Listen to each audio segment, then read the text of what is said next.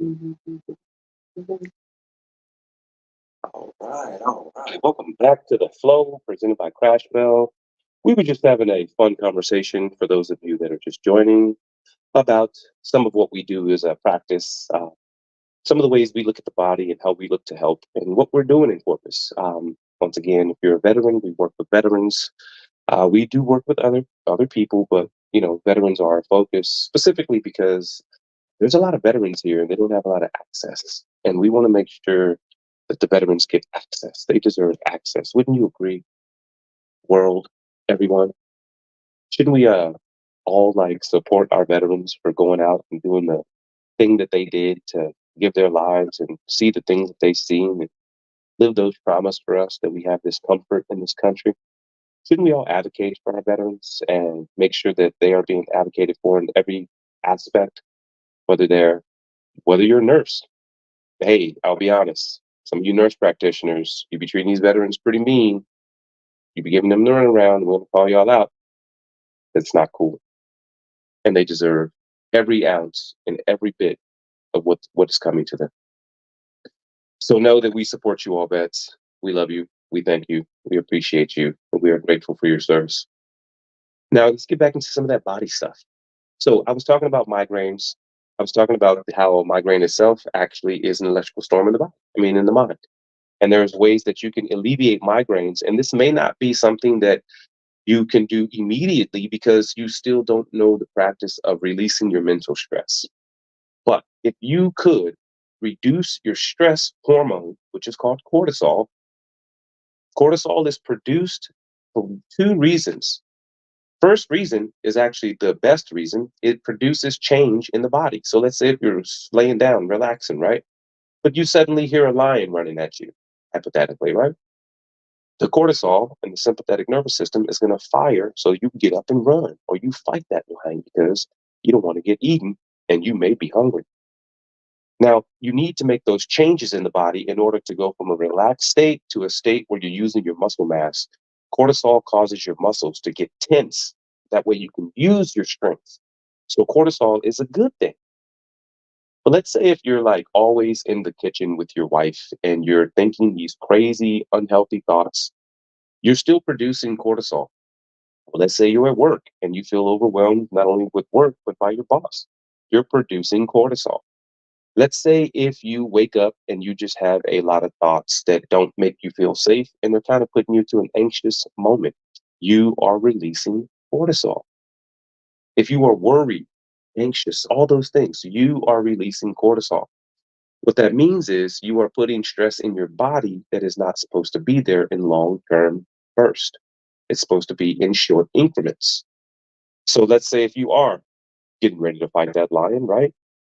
After you fight the lion, you're not supposed to keep the stress. You're supposed to shake it off like a gazelle, shake the body. It's called somatic movement. For those of you that don't know, soma means muscle, matic means movement. Somatic movement helps to relieve the cortisol from the blood. Dancing is actually somatic movement. Go figure. Dancing's fun too. Do it more.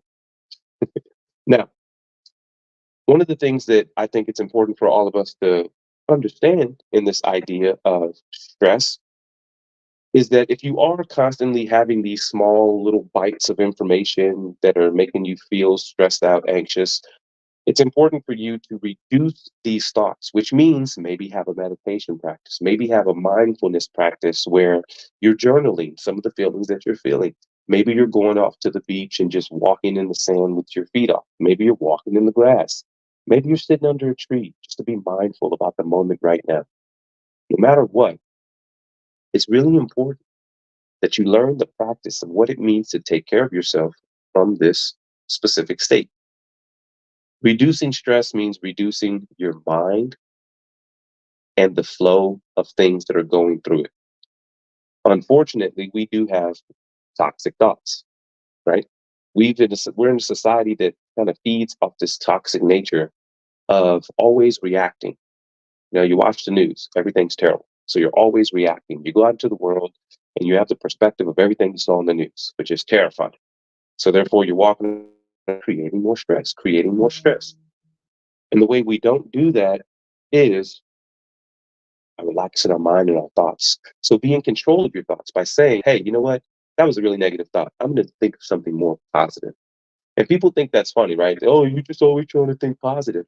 Well, actually, it will literally produce a specific hormone within your body that will actually give you a good feeling. They're called endorphins, dopamine, oxytocin. So when you think things that make you feel good, you release hormones that actually are also a part of the removal of the cortisol process called acetylcholine, the relaxation hormone.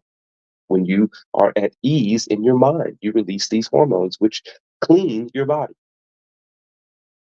Now, this is the part that's really cool because when you think about cortisol in itself, once again, it's there for a reason. It's there to help us get out of danger.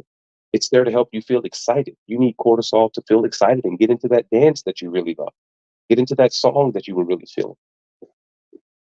But you also must reduce the amount of cortisol that you're producing because, FYI, for those of you that may not know, there's this really, really, really messed up thing that's happening in America where most ailments and diseases are caused by hypertension. Maybe some of you have heard of this.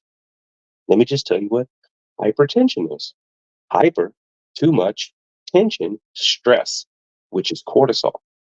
So when you have too much cortisol in your body, you will develop hypertension. That's what it literally is. And that hypertension can lead to diabetes. It can lead to heart failure, heart disease, high blood pressure. So when you really think about this and you understand that the cortisol also impedes and stops the immune system. So I want you all to really think about that. Take that in. What does it mean for me to walk around all my day feeling all this stress? And now I know that I'm producing this cortisol within my body. And that cortisol is actually causing me the tension in my body, the pain, the tension in my mind, the thoughts, the fear, the worry, the anxiety. And so it's important that we make that shift, right? It's important that we understand that you have the power just by you knowing this information right now, just by you being aware of what you were doing and when you were doing it and how you're feeling when you're doing it. So, understanding that by you reducing your stress, it does mean that you have to come with a different mindset. You have to be good to yourself. Have anybody you ever tried that? You guys ever done that out there? You ever just been good to yourself one whole day? Wouldn't that be amazing?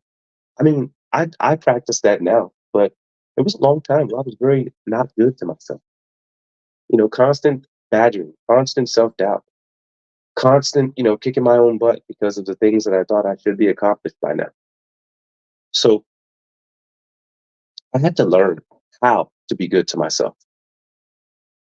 And to start off, always go back into a space where you're connecting with the part of you that you love.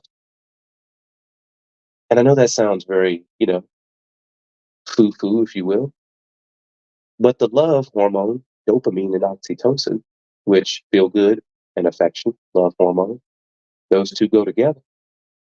When you actually think about these ideas towards yourself, you will then feel the flood of those hormones and they will go directly into your heart. It's an amazing thing. So going back, just to recap,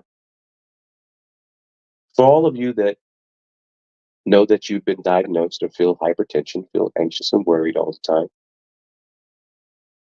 I want you to just take about 7 deep breaths in your day. Just stop what you're doing at some point of the day. It doesn't have to be right now. You may be driving, so we don't want you to, close your eyes on the road. But whenever you get a chance, I want you to calm your mind and I want you to allow yourself to feel the inhale and really feel the exhale. And I want you to really think about it, right? You're bringing in air into your lungs that comes from an outside world. And as you exhale, you're bringing that carbon dioxide into the outside.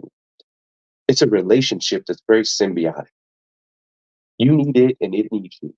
Let me explain. Trees release oxygen. They breathe in carbon dioxide.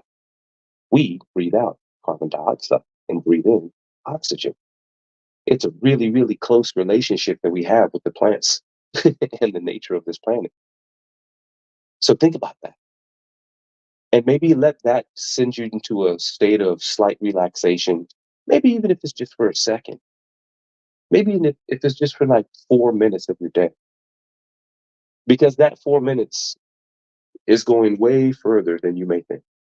That 4 minutes is carrying you into the practice of being aware and of being mindful, and first and foremost, of making you important and taking care of yourself. That is our show today. I hope this information was good. I hope that you got something out of it. Join us next Saturday on The Flow, presented by CrashBell. You want to check us out, go to crashbell.com. Follow us at CrashBell on all social media platforms. Much love. Be well.